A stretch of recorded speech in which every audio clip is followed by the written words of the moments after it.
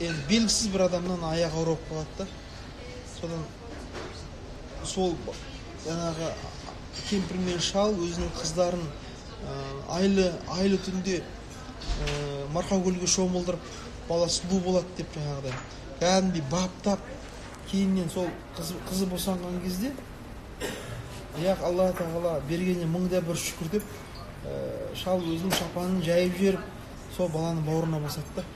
Бұдан шығатын қорытынды жалпы қазіргі кездегі, егер сонда жағдай болып қалған кезде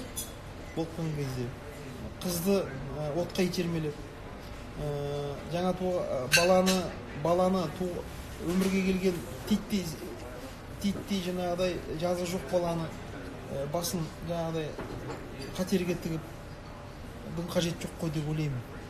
Өйткені бұл жерде керісінше қыз баланың оң жақта жүріп аяғы ауыр болып қалмауын қадағалап, оның тәрбиесіне көңіл бөлу керек те көп.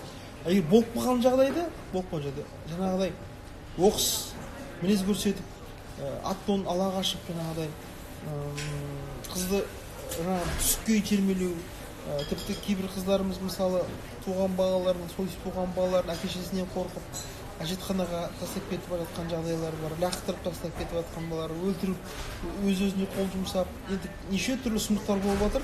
Мен өзім ойлаймын, содан бұл жерде кішкене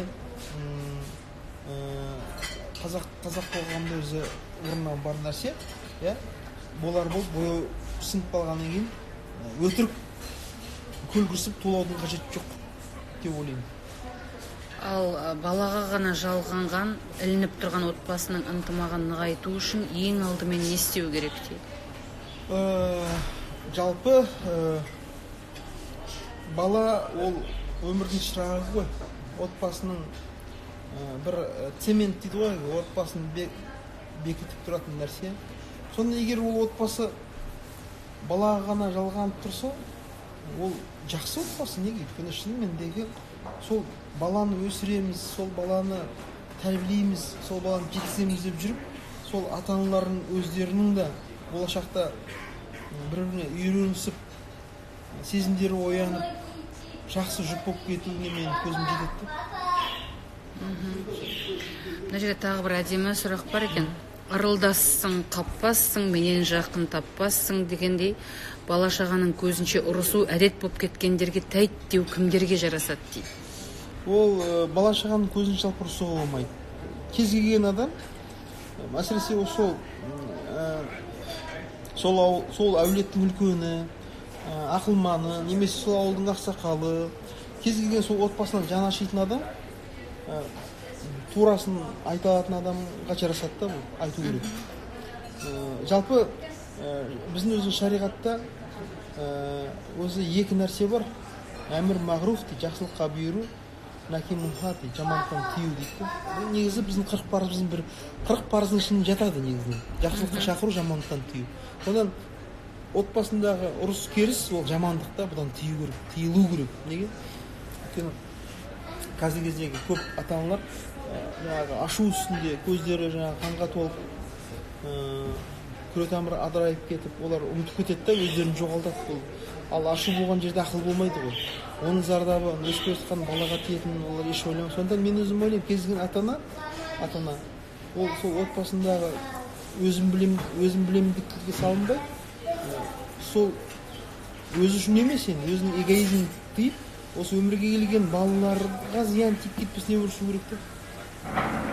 Содан кез келген отбасын құрған адам өзінің нәпсін тиіп, нәпсін еріп барып отбасын құру керек.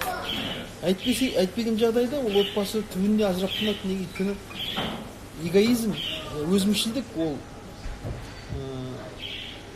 түбі жақсылыққа апармайды да. Көбінесе ұрыс неден басталады? Өзімшілдіктен басталады. Менікі дұрыс, сенікі қате, сен сондайсың, мен сондаймын деген әңгімелерден басталады да. Шынымен Ницше айтады ғой, отбасы деген үлкен ұғым дейді. Егер дейді, екі қосылған дейді, адам дейді, өзінің мені дейді, яғни эгоизм дейді, осы үлкен менге құрбандыққа шалмайынша отбасы құрмаған жөн дейді. А бізде қазіргі кездегі көп адамдарда осы отбасы деген ұғым санасын сіңбегенде, олар отбасы құрса да өзінің эгоизмін қоса алып көреді да онда. Өзінің эгоизмін, яғни өзімшілдігін бірінші орынға қояды. Негізі осы бүкіл нәрсені қирататын осы нәрсе, эгоизм. Адам мысалы өзі үшін өмір сүрмеу керек ешқашанда. Адам өзге үшін. Отбасын құрдың ба? Сен сол ана біздің балаларымыз қатын бала қамы үшін дейді ғой. Сен қатын баланың қамы үшін өзіңнің эгоизмді құрбандыққа шалу керек. Бағана бір адам сұрады, еркек адам нені құрбандыққа шалу керек деп. Нәпсін құрбандыққа шалу керек. Еркек қана емес, әйел де солай. Нәпсі құрбандыққа шалынбай, отбасында тыныштық болмайды.